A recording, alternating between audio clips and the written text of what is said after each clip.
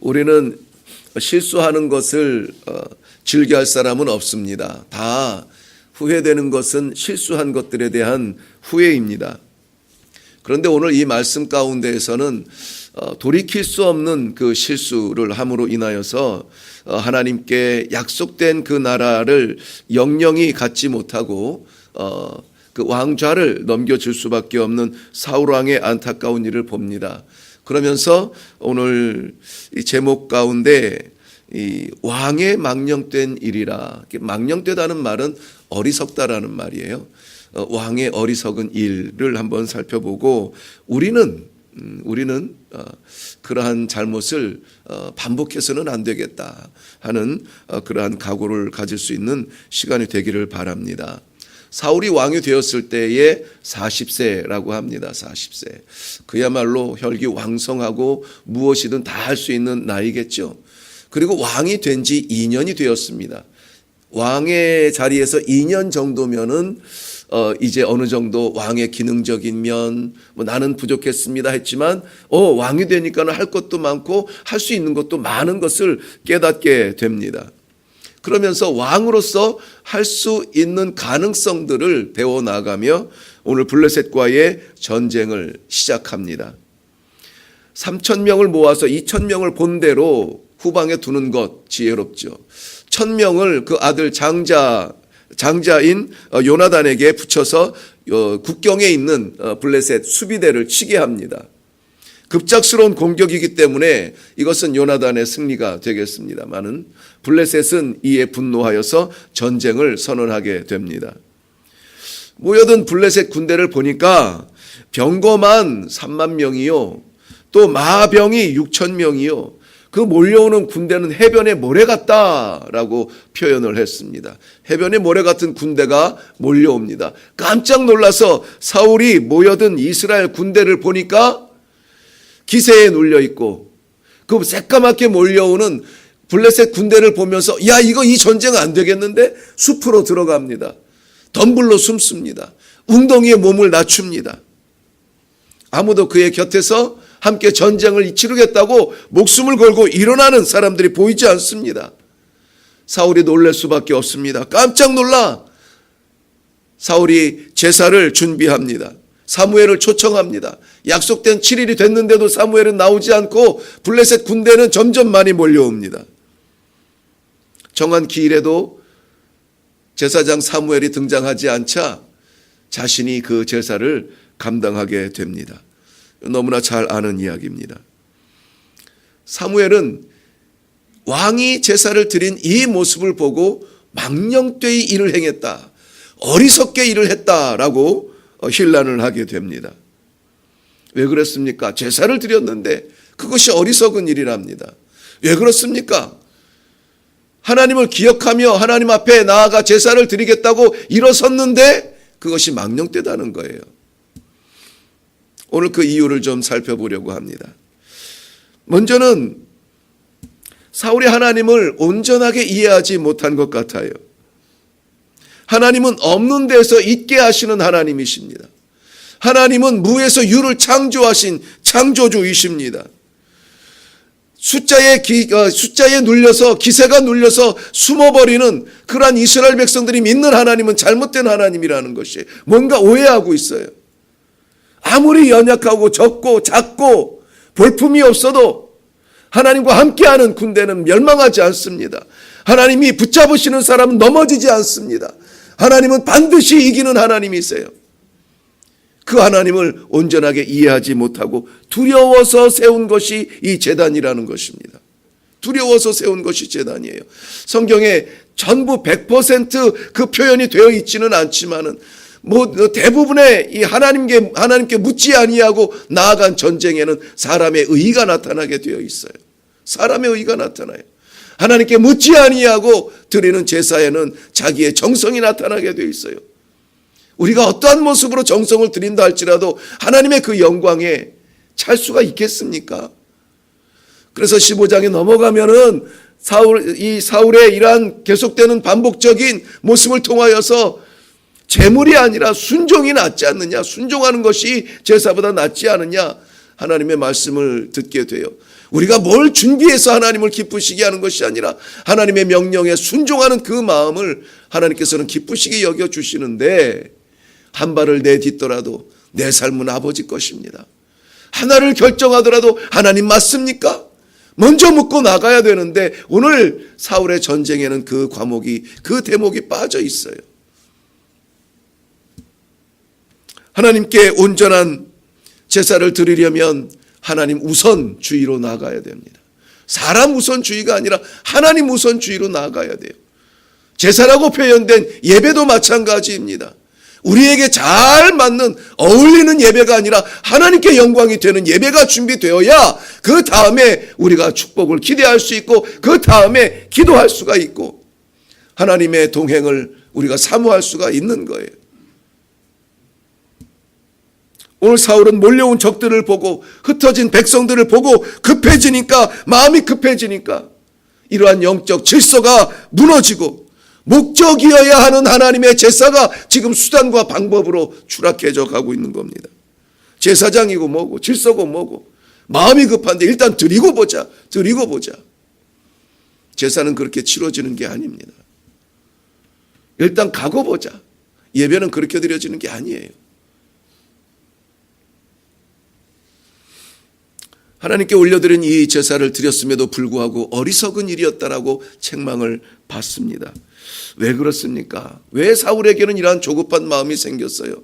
왜 사울에게는 이 제사가, 이 예배가 하나님께 우선적으로 반드시 먼저 드려져야 될 것이 아니라 우선 급한 이 불을 꺼뜨리기 위한 도구로 전락했습니까? 왜 그래요?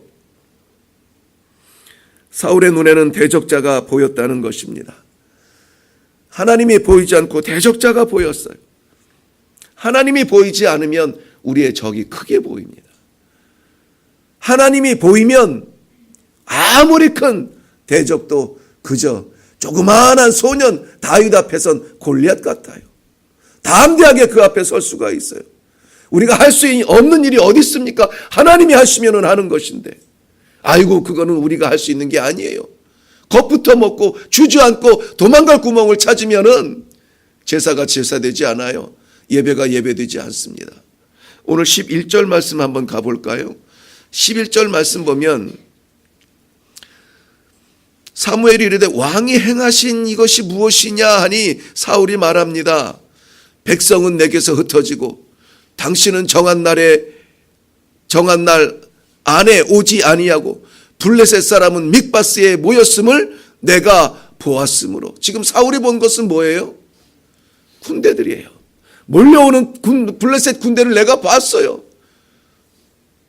내게서 흩어지는 백성들의 뒷공무니를 보았어요. 기대하는 당신은 보이지 않아요. 사람이 사람만 보고 하나님을 보지 못했습니다. 하나님이 그의 고민 가운데 보이지 않아요. 급한 마음에 제사를 드리지만 어리석은 일이 되었다고 말합니다. 아이고 제사를 드려야 되겠다. 이 제사를 안 드려서 이렇게 됐나 보다. 우리 얼마 전 사건이 생각이 납니다. 엘리 제사장 때에 역시 블레셋과의 전투였습니다. 이스라엘 백성들이 이방 나라 블레셋과 전투에서 용기를 가지고 나아갔겠지만은 단번에 4,000명이 전사하는 패배를 맛보게 돼요.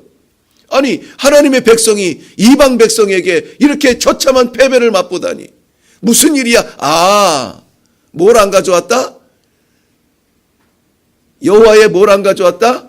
언약궤를 안 가져왔구나. 우리가 얼른 가서 여호와의 언약궤를 가져와라.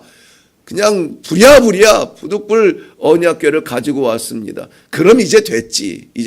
블레셋 군대도 저기에 하나님이 존재한다는 언약궤가 왔대. 어떡하지? 죽기 아니면 까무러치기. 이거 우리가 죽기로 싸우지 않으면 분명히 이거 질 수밖에 없는 전쟁이다. 이스라엘 진영에서는 잔치를 벌입니다. 이제는 언약궤가 왔으니까 됐다. 그리고 전쟁에 나갑니다. 이겼습니까? 웬걸. 언약궤를 들고 나갔는데도 패했는데 4,000명 죽을 정도로 끝나는 게 아니에요. 3만 명이 죽었어요. 3만 명. 언약궤를 뺏겼습니다. 그 전쟁을 지휘했던 제사장들 홈리와 피나스가 죽었어요.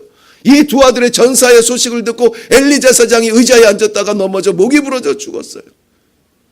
이 끔찍한 소식을 듣고 비나스의 아내가 아이를 낳습니다. 아이를 낳고 이것은 하나님의 영광이 더 이상 여기에 머무르지 않아요. 가슴을 치면서 아이의 이름을 이가봇이라 지었다라고 했습니다. 예배, 우리가 부르는 그 하나님의 이름, 우리가 뭐를 극복하고자 하는 수단일 수가 없어요. 하나님의 영광을 드러내야 되는 우리의 첫 번째 사명이고 우리의 목적이고, 우리가 성도로 이 땅 위에 존재하는 의미, 하나님의 영광 아닙니까? 형식적으로 드려졌던 이 제사를 하나님께서 기뻐 받으실 리가 없었습니다. 뭐가 아쉬워서요? 가장 영광스러워야 했던 제사가 오히려 망령된 어리석은 일이 될 수도 있다라는 겁니다. 12절 말씀 보면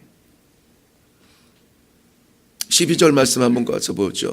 이에 내가 이르기를 블레셋 사람들이 나를 치러 길갈로 내려오겠거늘 내가 여호와께 은혜를 간구하지 못하였다고 부득이하여 번제를 드렸나이다. 부득이하여 번제를 드렸나이다. 하나님 앞에 올려지는 제사가 부득이하여서 드려질 제사입니까? 부득이해서 어쩔 수 없이 갑자기 생각나서 상황이 그럴 수밖에 없어요. 밀려서 예배를 드려요. 이러한 변명은 인류 역사의 첫 번째 죄악서부터 시작이 되는 변명이에요. 변명. 창세기 3장에 보면은 아담과 하와가 선악과를 먹고 하나님 앞에 책망받을 때 네가 어떻게 해서 그랬느냐? 아담이 뭐라고 합니까? 하나님이 제게 주셔서 함께하게 하신 여인이 나에게 과실을 주므로 내가 먹었나이다. 나는 생각이 없었는데 어쩔 수 없이 주니까 먹었어요. 네가 어째서 이랬느냐? 뱀이 나에게 꼬여서 이렇게 어쩔 수 없이 먹었습니다. 하나님이 물어본 것은 책망이 아니라 기회를 준 거잖아요. 기회를 준 거잖아요. 아이고 하나님 내가 잘못했어요. 내가 이 하나님께서 내게 허락하여 주신 질서를 까먹었어요. 용서해 주세요. 이 기회를, 이 회개의 기회를 잡지 못하고 오늘 사울은 여전히 변명 가운데 있습니다. 어쩔 수 없이 그랬잖아요. 어쩔 수 없이. 사무엘의 책망은 심판을 위한 책망이 아니었다고 봅니다. 그건 기회였어요. 사울은 회개의 기회를 변명으로 덮으려 했지만 오히려 화가 되어서 이러한 결과를 듣게 됩니다. 왕의 나라가 길지 못할 것이라. 왕의 나라가 길지 못할 것이라. 사랑하는 성도 여러분, 이 땅은 천국이 아닙니다. 천국이 아니에요. 예수를 믿어도 천국은 아니에요. 그 말은 무슨 말입니까? 예수를 믿어도 우리는 어려움을 만나고 난관을 만나고 복잡한 일 가운데 빠질 수 있고 대선 앞에 설 수가 있어요. 우리 하나님은 그때마다 꺼내드는 부적 같은 존재가 아니에요. 그 상황을 보면서 헤어날 구멍을 찾기 위하여서 드려지는 예배가 아니라 우리의 삶의 예배가 먼저 되어져야 돼요. 우리 안에 내주하여 주시는 하나님이 계신다면 새까맣게 몰려드는 모래바닥 같은, 바닷가의 모래 같은 적군일지라도 너희가 숫자를 믿고 내게 달려오느냐? 너희가 창검을 믿고 내게 달려오느냐? 나에게는 살아계신 하나님이 내 안에 내주하여 계시지 않느냐? 담대하게 나갈 수가 있습니다. 그럴 때에 소년이라도 골리앗을 무너뜨리는 겁니다. 우리의 영적 질서와 순위를, 우선순위가 무엇인지 꼭 마음에 새기고 급해서 갖다 쓰는 예배와 영광과 하나님이 아니라 나의 삶의 우선주의, 예배 우선주의, 하나님 영광 우선주의, 나는 조금 손해볼지라도 하나님 기뻐하시는 일이라면 기꺼이 한번 택해 볼 수 있는 그런 하루, 오늘 하루 설령 우리가 경제적으로 육체적으로 피곤하고 망했다 할지라도 평생 망하지 않을 거 아니잖아요.